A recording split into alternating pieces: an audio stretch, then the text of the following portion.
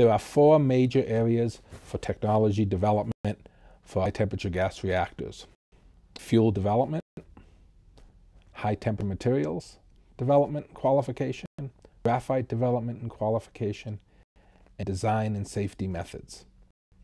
Triso-coated fuel is at the heart of the gas reactor concept. This fuel is very different than that used in light water reactors. The fuel consists of tiny microspheres of uranium dioxide or uranium oxycarbide encased in layers of carbon and silicon carbide. These little coated particles that are a little under a millimeter in diameter are overcoated in a graphitic flour and pressed either into cylindrical compacts about the size of a piece of chalk for the prismatic reactor, or into a pebble about the size of a tennis ball in the pebble bed reactor. There are about 3 million compacts in a prismatic reactor and 450,000 pebbles in a pebble bed reactor. The uniqueness of this fuel comes from three important characteristics. First, when this fuel was industrialized by the Germans back in the 1980s, they found they could make this fuel to very high quality levels. Defects in this fuel are on the order of 1 in every 100,000 particles would have a defect.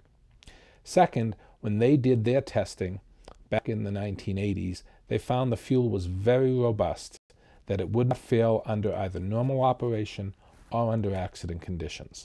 And third, for the small amount of defects that were there, the fission products that are generated in that defective fuel could potentially be released, but tend to be absorbed strongly by the graphite that's in the reactor. So the source term from this reactor core is very low. And that's what allows us to take a plant like a high-temperature gas reactor and co-locate it next to an industrial plant, provide process heat and electricity for their needs. So triso fuel is sine qua non for this technology. Safety case rests highly on the triso fuel. Major effort is going on today on qualifying triso fuel for use in the NGMP.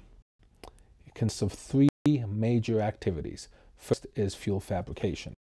The fuel is currently being fabricated at an industrial site at B&W in Lynchburg. Kernels are fabricated using a sol gel technology. The coatings that encase the fuel kernels are fabricated through a chemical vapor deposition process in a fluidized bed. There's a low-density graphite layer applied onto kernels, followed by high-density graphite layer, a silicon carbide layer, and another high-density graphite layer. The graphite, silicon carbide, graphite layers are known collectively as the triso coatings, and that's how the fuel gets its name. Today, this fuel, as I mentioned, is being fabricated in industry and meeting specifications. And by the end of the calendar year, the entire process should be in the hands of industry, which is a major objective of the qualification program. The second piece of the qualification program is to conduct a number of fuel irradiations.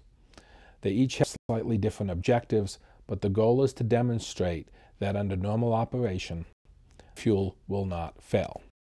So we have large irradiations planned in the advanced test reactor to study the behavior of the fuel at the conditions expected in a high-temperature gas reactor. We in fact completed the first irradiation where we took 300,000 particles, exposed them to conditions expected in a high-temperature gas reactor, and found no failures. This gives us very high confidence that we're going to be able to qualify this fuel to meet the requirements that have been laid out by the reactor designers. The third part of the qualification program is post-irradiation examination and safety testing. We will take the fuel after it comes out of the advanced test reactor. It is moved over to the Materials and Fuels Complex, and the fuel is shipped to Oak Ridge National Laboratory. We have furnaces at both the INL and at Oak Ridge to put the fuel in and expose the fuel to very high temperatures expected under accident conditions, and to demonstrate that the fuel is robust and that it will not fail.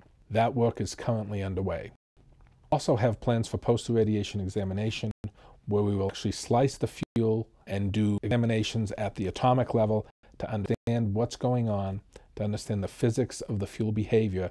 And all of this is very important when we have to put together the package that goes to the Nuclear Regulatory Commission for licensing of the reactor, to show that we understand what's going on with fuel under both normal operation and accident. So those three pieces, the fabrication, the irradiation, and the post-radiation examination and safety testing, are really the heart of the fuel qualification program for the NGMP.